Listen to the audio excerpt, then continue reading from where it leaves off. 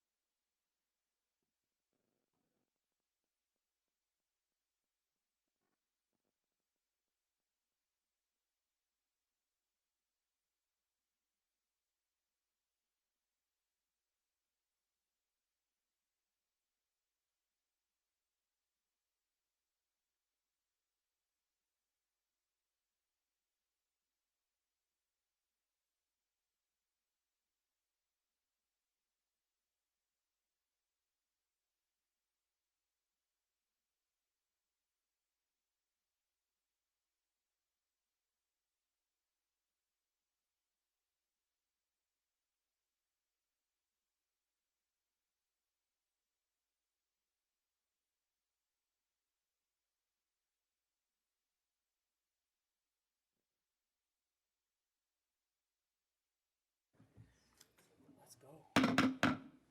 This conference will now be recorded. I will call the meeting to order. Can we have the roll call, please, clerk? Mayor Brummel, here, Alderman Ashour, here, Alderman Berry, Here. Alderman Davalos, Here. Alderman Goodman, Here. Alderman Krischel, here, Alderman Kruckenberg, Here. Alderman Lockett, here. Alderman Widener. Here. You have a quorum. Thank you. Will those who are able stand and join me for the Pledge of Allegiance?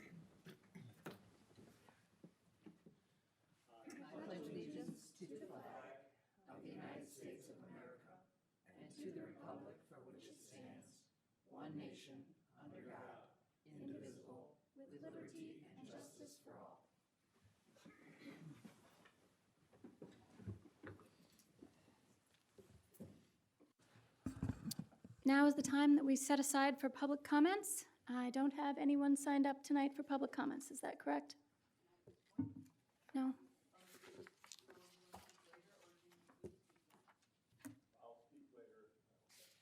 Okay. I don't see anyone who has called in on GoToMeeting to speak. So we'll move on to officials and staff comments, starting with the mayor. Thank you, Madam Chairman. Just one thing, a reminder, holidays, Friday night, December 2nd, always a lot of fun, nice family event right here in downtown Warrenville. You don't have to go anywhere. Come on out, bring the kids, and Santa Claus is coming, and it's always fun. So again, holidays begins at 6, I believe, if I remember right, 6 o'clock, right. Okay, come on down. Thank you. I also want to announce we're having a retirement reception in honor of Chief Ray Toronto here at the Warrenville City Hall on Monday, December 5th from 6 to 7 p.m. prior to next week's Monday meeting so that we can celebrate his distinguished career. Any other officials or staff who have any comments? Yes, Alderman Widener. Yeah, I just want to say it's nice to see them putting the, I think it's the final touches on the Trailhead building. It looks like landscaping's going in, and I took a sneak peek and was able to see the interpretive area where they're depicting the rails from the old Chicago, Aurora, and Elgin Railroad that was the predecessor to the Illinois Prairie Path, the way down into Aurora and out into Elgin. So it's coming along, and it really looks fantastic. Thanks. Thank you. Okay, before we go on to the business of the meeting, I have a sad announcement. Army Sergeant Joel Gomez was a member of my class of '98 and Wheaton Warrenville South High School. He's a part of our community, had a lot of classmates and friends here in Warrenville, although he was a Wheaton resident. In 2004, during his Army service in Iraq, Sergeant Gomez was attacked wounded and has been paralyzed from the neck down ever since. This past week, we learned that he did finally succumb to those injuries and has passed. So, with your permission and indulgence, I would like to have a moment of silence in honor of his sacrifice for our community, as we who knew him and who are a part of the larger Wheaton Warrenville South family mourn for his loss.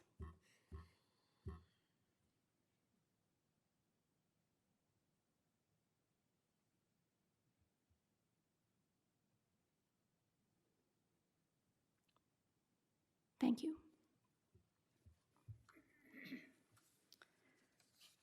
We'll move on to the business of the meeting. We begin with the consideration of the Warrenville Friends of the Fourth funding request, and that will be announced by Deputy Clerk Gribetti. Good evening.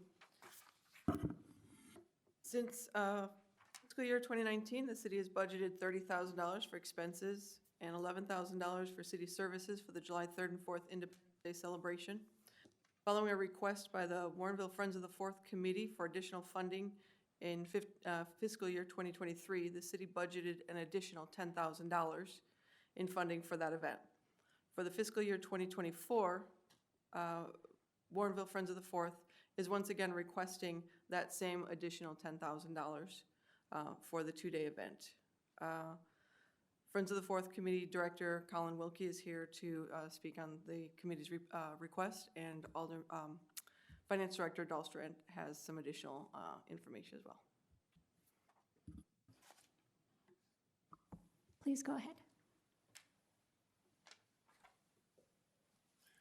Thank you. As most of you know, my name is Colin Wilkie. I am the Director of the Warrenville Friends of the Fourth Committee for the past 10 years. The celebration during July 3rd and 4th this year had some challenges, including Parkway shooting and the weather. I would like to thank the Warrenville Police, Fire, EMS, and city staff for their outstanding support on those days. The parade, entertainment, and fireworks this year was a welcome sight for our community.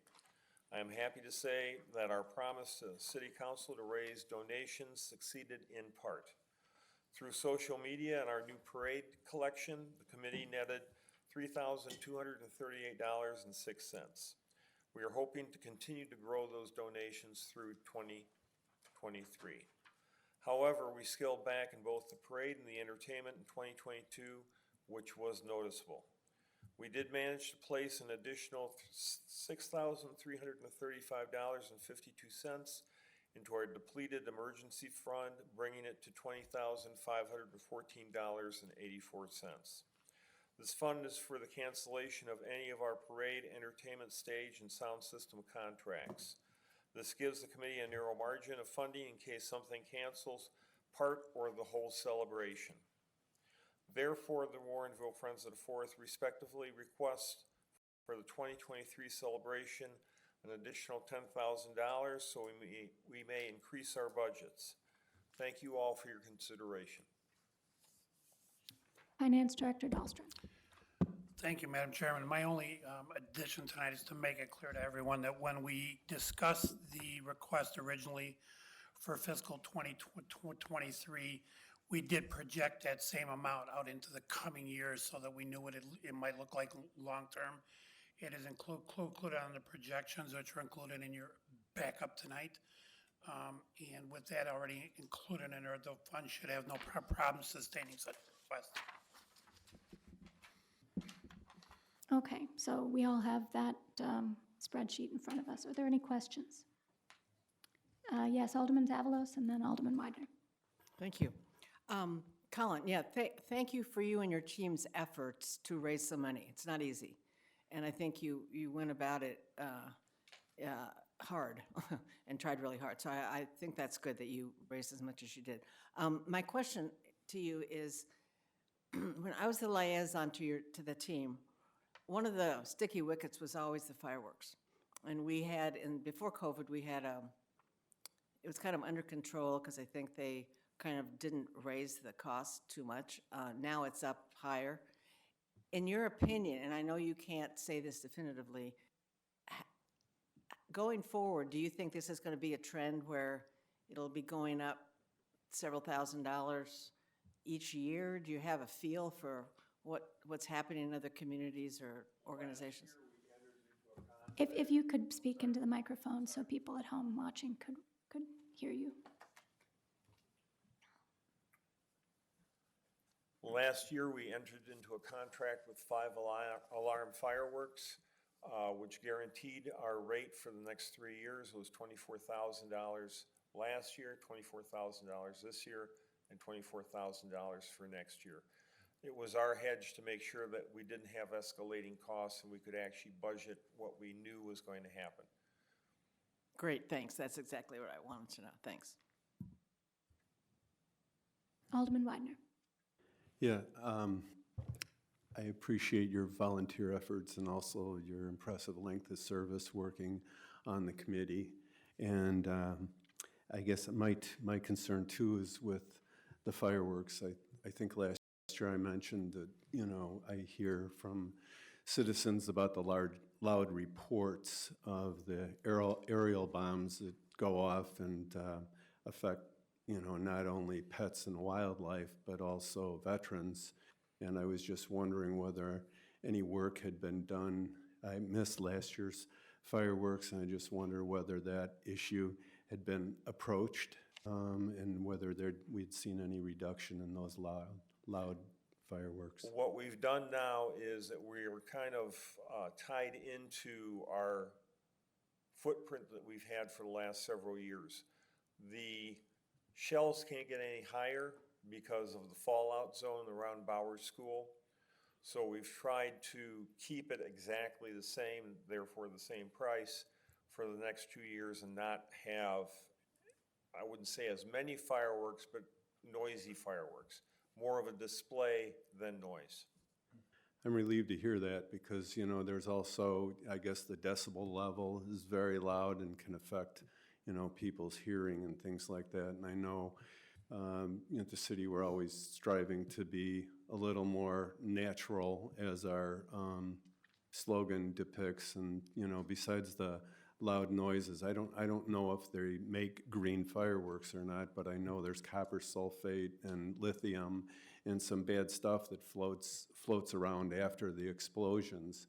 And I just hope that you continue to seek, you know, better ways to do it. I know, like what you just mentioned, many communities are going more toward the ground displays that emit less harmful sulfates, carbon monoxide, and that sort of thing into the atmosphere. So I appreciate your work and just hope that we can continue to, you know, build a better fireworks display that, you know, won't be affecting the environment quite so much as some displays do. Thank you. Some of the communities are now using drones for light displays. We haven't even looked into that. I'm sure it's kind of a high price point, but that might be something we look at in the next 1 or 2 years. And lasers have been used too, right? In Correct. a lot of different, I don't know if they substitute those for fireworks. I don't want to sound unpatriotic or anything like that because I know fireworks are very much, you know, part of the patriotic tradition that we have. So, but I'm glad you're looking into other things. Thank you. Other questions? I had a thought just to follow up on Alderman Widener's comments. I would second his remarks about keeping our eyes open for green options. I think that sounds like a very good idea if there are possible options out there that the committee could research. But I do believe, I've read that there are studies saying that when a community does a public fireworks display, it cuts back on illegal use of fireworks and individual displays that people do, because a lot of people who might otherwise buy illegal fireworks go to the city display and enjoy it instead. So I do think that there is some value in terms of minimizing the sort of overall noise pollution that affects the dogs and veterans and sensitive people, to having a well-attended and successful public display, which I think our committee does. Yes, Alderman Widener. As long as there's a uniformed presence in our audience and the law enforcement representatives are here tonight, I want to express appreciation for all that they've done as far as enforcement of illegal fireworks. I think the city council has, provided resources to the police department to make calls on residents who might be using fireworks illegally. And I think the program's been in effect for 3 years, if I'm not mistaken, and it's been effective.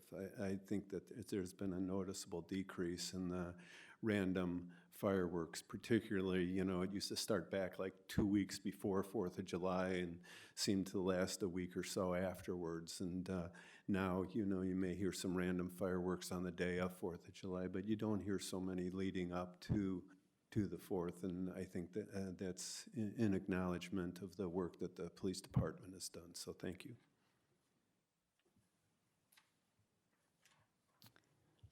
Are there any further questions, comments, or motions? Alderman Lockett. I'd like to make a motion that the City Council directs staff to include $10,000 in additional funding for the fiscal year 2024 Independence Day celebration. Second. Motion by Alderman Lockett, second by Alderman Davalos. All those in favor? Aye. Opposed? Motion carries. We'll move on to item number 2, the consideration of the city liability insurance renewal for calendar year 2023. We'll go to the Assistant City Administrator, Morgan. Thank you. So presented to you all this evening is the city's annual insurance renewal, which includes all of the city's held insurance coverages. The total renewal premium for this upcoming year is $452,809, which is a 0.18% increase from last year. The city also received a safety grant from IPRF, our workers' comp carrier, in the amount of $36,102. And if you factor in the grant, our annual renewal actually results in a 7.8% decrease. So I'm happy to announce that. I would also like to note that we received an overall favorable package renewal for the upcoming calendar year, due largely in part to the Safety Committee's ongoing efforts to mitigate risks through policy updates and timely accident reviews, but most importantly to city staff's everyday commitment to follow best and safe practices in the workplace every day, and also their participation in safety trainings throughout the year. So with that, I'm happy to entertain any questions. Thank you. I have to say personally that this is one of the most surprising things I've heard from city staff in quite a long time. Kevin and I were pleasantly surprised as well. Yes. Any questions or comments? Mayor. Just to reiterate what Alma said about the staff cooperating with safety initiatives, I'm sure that makes a big difference, and I've seen an incredible amount of cooperation, emails and all these things that make people aware of how to be safe, and I'm sure that made a big difference this year, so thank everyone for that effort. But what a surprise, I thought there was a misplaced decimal point when I saw the .018. That can't be right, but made me smile. Thank you. Alderman Widener. And with that, I'd make a motion to recommend the city council accept a renewal quote from Gallagher for city insurance coverages for calendar year 2023 in the amount of $452,809. Second. Motion by Alderman Widener, second by Alderman Davalos. All those in favor? Aye. Opposed? Motion carries. We'll move on to item number 3, the consideration of the employee personnel manual updates. Again, we'll go to Assistant City Administrator Morgan. Thank you. So included with the agenda backup material is a list of the revised policies with notes about each revision and a copy of the entire employee personnel manual with the red line changes. The list that was included provides a listing of just the policies that are new or that were substantially amended, and then other updates that were done throughout the manual were just to clean up language or to clarify items that throughout the years have been questionable or we have questions about, and those are not included in the list, but they are included in the red line changes. And with that, I'm happy to entertain any questions about those updates. Thank you. Are there any questions or comments? City Administrator White.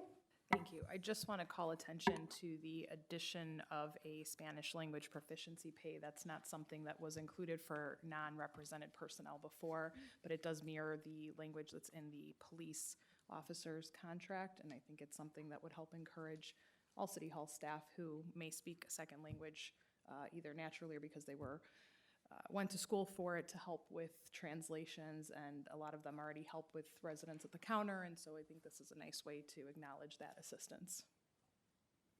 Yes, thank you for pointing that out. That's definitely worth emphasizing.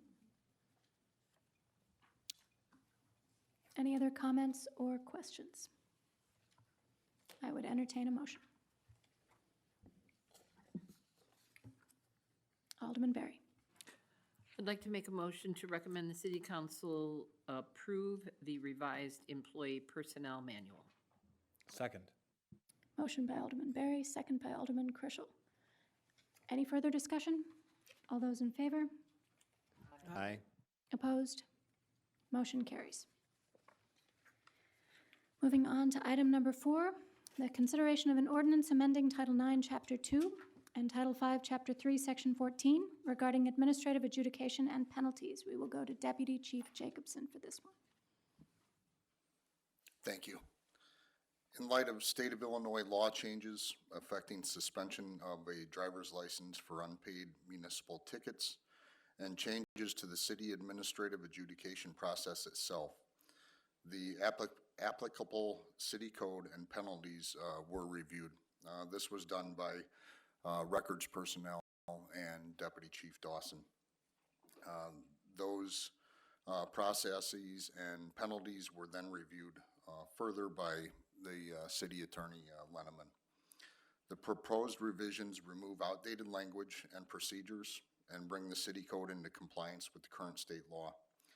Included with the backup material are a memo from Deputy Chief Dawson, Office of Secretary of State, Public Act 101-0623, notification regarding these changes in the state law, as well as draft city ordinance amending both Title IX, Administrative Adjudication, Chapter 2, Administrative Adjudication of Vehicular Standing, Parking, and Compliance Violations, and Title V, Motor Vehicle and Traffic, Chapter 3, Stopping, Standing, and Parking, Section 14, Penalty subsection also. So this was basically a cleanup and bringing the city code into compliance with the state statute.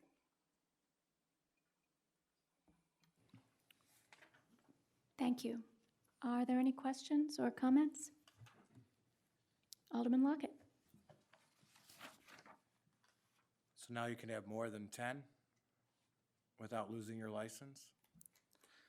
Your license can't be suspended at all with the new law for unpaid parking tickets. Is there any reasoning behind why, or that's probably above all of us, right? Like why they did that? We didn't create it, we just enforce it. Yeah. 10 seems like a pretty generous number, you know? Okay. All right, thank you. I mean, maybe you can speak to this. Is this something we've come across often? So this change in the statute was a portion of the legislative changes just prior to the Safety Act coming into play. So the Warrenville's ordinance allowed us to suspend somebody's driver's license when they had up 10 or more parking tickets that were unpaid. So now the statute, which was allowed by the statute, but the statute now has changed to outlaw that. So we can no longer suspend a license for unpaid tickets. Okay. That's a big portion of the ordinance change. Yes, yes. Do you know of any situations offhand where we suspended people's licenses? We did in the past, and those were violators with numerous unpaid tickets. So we had done that in the past, yes. Okay. Well, obviously, we need to comply with the state law. Yep. Any other comments or questions? Alderman Widener. I just want to be sure Chief Bonilla is so aware of these changes and in agreement with everything that's being presented, if you've had time to look it over. Well, I think once the state statute sets that, I mean, there's really not much more we can do with that other than fall in compliance without risking being in some kind of liability issue. Okay, thank you. Thank you. And since he's been introduced, I suppose I should make a few remarks and say, welcome, and I know that this is your first day here, and thanks for coming to be with us tonight. And supply chain issues gave us a problem with your name plaque, so pardon the paper for tonight. We'll get you the actual one. All right, Alderman Barry. My question is then, what do we do when somebody has 10 or more violations? If we obviously can't suspend their license, and I understand the reason for that. It doesn't allow people to get to their jobs or to get to the hospital for emergencies or whatever. So those things are important, but what will we be doing to be able to get these people to comply with at least paying their violations? To be honest with you, there's not a whole lot we can do other than we turn it over to collections. Okay. Once it gets beyond that point, then it's in the hands of the collections agency. Do we already do that type of thing? We do, yes. Okay, and does that seem to be successful? Yes or no? Not the greatest amount of success in collecting that. Okay, all right, thank you. Thank you. Any further questions or comments or a motion? Alderman Lockett. I'd like to make a motion that the City Council approve an ordinance amending Title IX, Administrative Adjudication, Chapter 2, Administrative Adjudication of Vehicular Standing, Parking, and Compliance Violations, and Title V, Motor Vehicles and Traffic, Chapter 3, Stopping, Standing, or Parking, Section 14, Penalty, Subparagraph C, as illustrated through proposed language strikeouts and inserts. Second. Motion by Alderman Lockett, second by Alderman Davalos. Any further discussion? All those in favor? Aye. Aye. Opposed? Motion carries. Moving right along, item number 5, an informational update on the calendar year 2022 property tax levy. Finance Director Dahlstrand. Thank you, Madam Chairman. The first reading of the 2022 property tax levy ordinance will be conducted next Monday night, December 5th. Be part of the consent agenda. A second reading, public hearing, and adoption consideration will take place at the December 19th, 2022 City Council meeting. As of right now, the levy is still being formulated at this point. I can tell you that based on information I've received from Winfield Township, there will be approximately $18.2 million in new construction within the Winfield Township portion of Warrenville, and that general EAV increases in Warrenville Township will be approximately 4.32%. We will also continue our orders to self-cap as we have for many years, and we will do that again with the 2022 levy.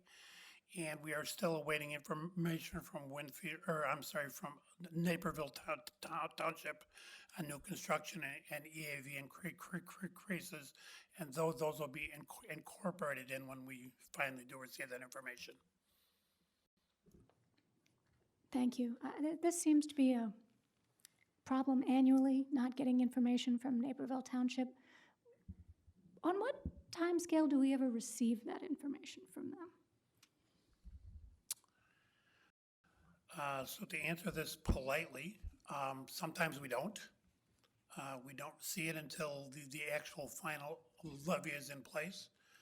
I have a little bit of hope in that there's a new assessor in Naperville Township that I'm hoping will be a little more responsive than the prior one was.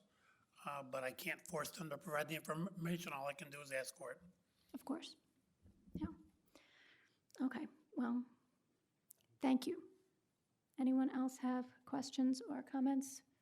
This is an informational only item. No action is needed. Thank you, Finance Director Dahlstrom. Moving on to number 6. These are our informational updates on the Administration, Finance, and Police Department fiscal year 2023 work plans and decision packages. If anyone has any questions about any of the information that's in the backup or any of the updates, now is a chance to ask staff about those. Okay, seeing none, I'll move ahead to item G1, commendations, and ask Deputy Chief Jacobson to present that one. We do have one today.